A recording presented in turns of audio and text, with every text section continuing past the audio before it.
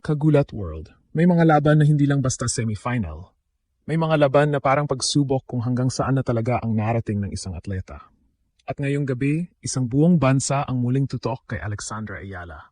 Mula sa pagiging batang pangarap lang noon ng Philippine tennis, narito na siya ngayon bilang top seed ng Birmingham Open.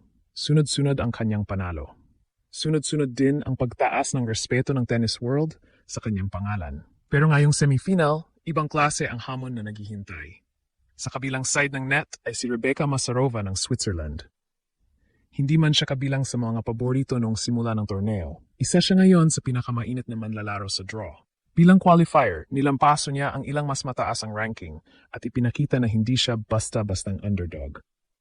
Para kay Ayala, ito ang pagkakataong patunayan na hindi aksidente ang kanyang pag-angat sa grass courts. Para kay Masarova, ito naman ang pagkakataong gulatin ang buong torneo. Kaya hindi kung bakit maraming mata ang nakatutok sa laban na ito.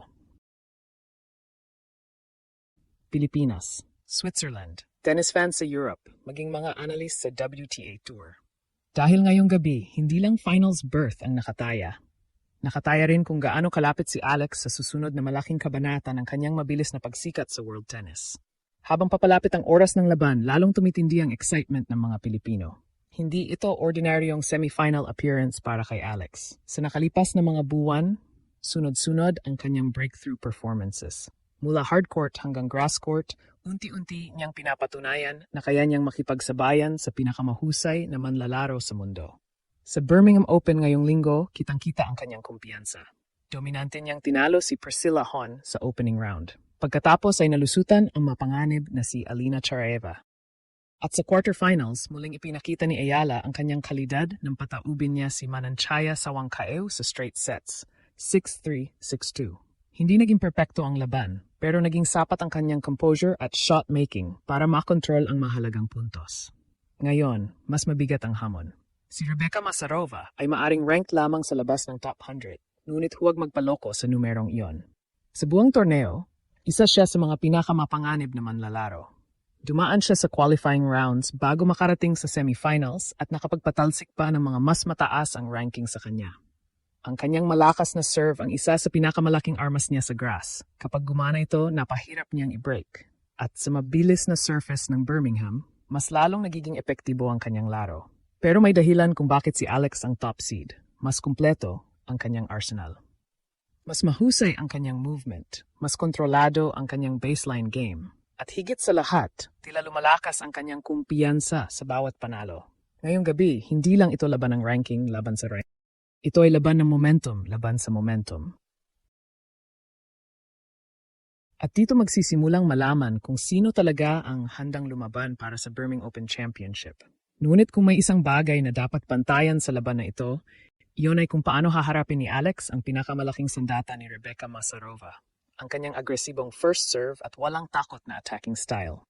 Sa grass courts, napakabilis ng mga puntos. Counting pagkakamali lamang sa return game ay maaring magbigay ng momentum sa kalaban. At ito mismo ang dahilan kung bakit naging napakadelikado ni Masarova sa buong torneo. Bilang qualifier, halos walang pressure na nakapatong sa kanyang balikat. Wala siyang dapat patunayan. Wala siyang ranking na kailangang protektahan. Dahil dito, nakakapaglaro siya ng malaya at agresibo. Ito ang klase ng kalaban na kadalasang nagiging pinakamahirap harapin sa mga huling yugto ng isa. Ngunit kung susuriing mabuti ang takbo ng Birmingham campaign ni Alex, makikita na mas handa siya ngayon kumpara sa mga nakaraang taon. Mas mahinahon siya sa mahihirap na sitwasyon. Mas disiplinado sa pagpili ng mga tira. At higit sa lahat, mas malinaw ang kanyang game plan sa bawat laban. Kapag napahaba ang rally, malaking kalamangan ito para sa Filipina star. Kilala si Alex sa kanyang mahusay na court coverage at kakayahang pilitin ang kalaban na maglaro ng isa pang bola. Ito ang aspeto ng laro na maaring unti-unting magpabagsak sa kumpiyansa ni Masarova habang tumatagal ang laban. Ngunit hindi rin magiging madali para kay Ayala. Kapag nag-init ang serve ng Swiss player, maaring magkaroon ng mga stretch kung saan halos imposibleng makahanap ng break opportunity. Sa ganitong sitwasyon, magiging napakahalaga ng bawat service game ni Ayala. Isang maling service game lamang ay maaring magbago ng direksyon ng buong. Bakit inaasahan ng maraming tennis analysts na magiging mas mahigpit ang semifinal na ito kaysa sa mga naunang laban ni Ayala sa Birmingham?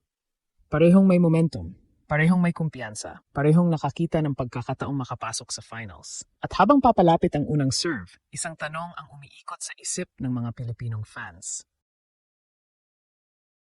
Handa na ba si Alex para sa isa na namang career-defining moment?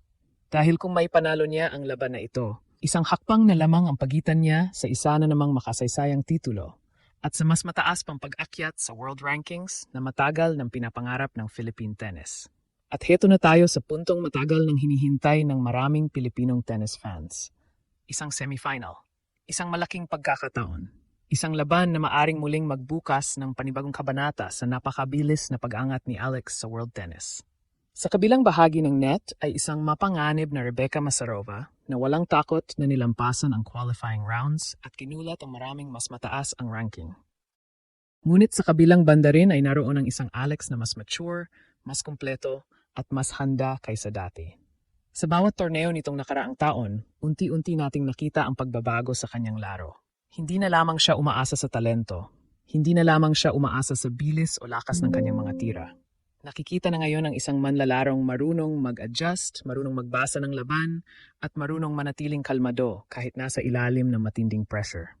At yun marahil ang pinakamalaking dahilan kung bakit maraming eksperto ang naniniwalang mas mataas pa ang maaaring marating ni Alex sa mga susunod na taon. Ngunit anuman ang mangyari sa semifinal na ito, isang bagay ang malinaw. Panalo na ang Philippine tennis. Dahil ilang taon lamang ang nakalipas, tila napakalayo ng ganitong eksena para sa isang Pilipino.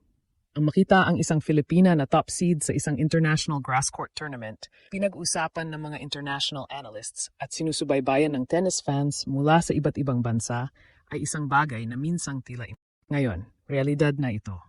At habang milyon-milyong Pilipino ang nakatutok sa kanilang mga cellphone, laptop at telebisyon ngayong gabi, hindi lamang sila nanood ng isang semifinal match. Nasasaksihan nila ang pagpapatuloy ng isang pangarap. Pangarap na unti-unting nagiging inspirasyon sa susunod na henerasyon ng mga batang Pilipinong may raketa sa kamay. Kaya kapag sumapit na ang unang serve at nagsimula na ang bakbakan sa Birmingham, hindi lamang si Alex ang lalaban sa court. Kasama niya ang buong bansang naniniwala. Kasama niya ang milyon-milyong Pilipinong umaasang muling marinig ang pangalan ng Pilipinas sa pinakamalalaking entablado ng mundo. At kung may pagpapatuloy niya ang kanyang kahangahangang pagtakbo sa Birmingham Open, isang panibagong makasaysayang gabi na naman ang naghihintay. Dahil minsan sa sports, may mga sandaling higit pa sa panalo o talo. May mga sandaling nagsisilbing patunay na ang dating pangarap lamang ay maaari palang maging realidad. At ngayong gabi, buong mundo ang nakamasid. Buong Pilipinas ang umaasa.